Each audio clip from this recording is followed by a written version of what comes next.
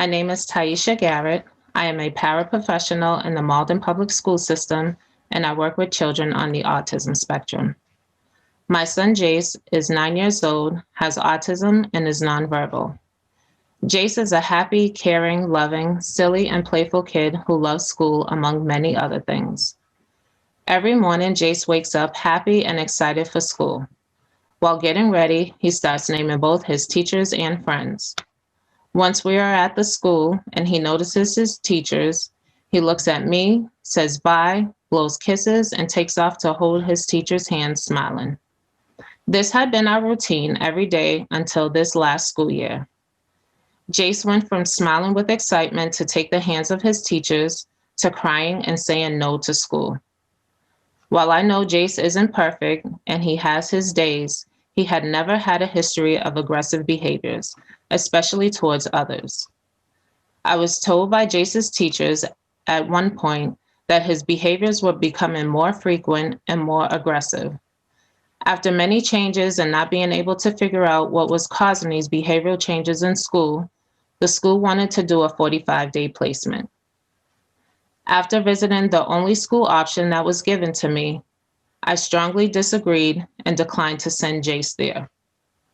I was also asked by the district's consultant psychiatrist if I wanted to place Jace on a small dose of meds so he could function during school, because this was the only place he was displaying these behaviors. I was taken back and I declined that as well. Clearly, the decisions I made for my son did not sit well with a few people at the school. This is what prompted me to reach out to MAC. I shared my concerns with MAC and informed them that there was some false communication being sent to Jace's doctors at the CCSN, such as the claim that Jace was attacking staff daily and that Jace had been denied placement at several schools. To add insult to injury, I was not informed by the schools about this communication. I was told by Jace's doctors. When I started to question things and ask for copies of documents, I was quickly notified by mail that a lawsuit had been filed against me by the school's district. I burst into tears and was terrified. This was also my place of employment.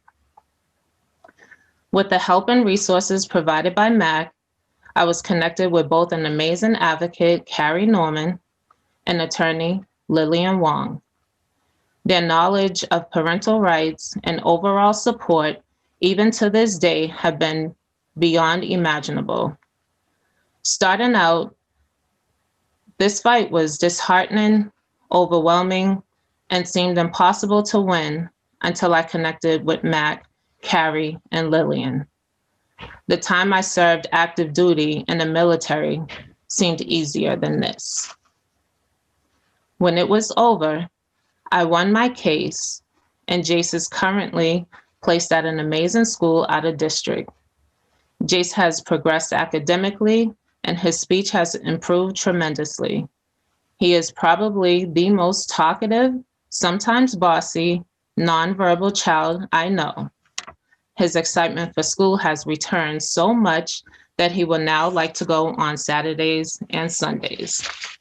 And in closing, I would like to thank everyone who helps, plays a part in making MAC available to families like mine.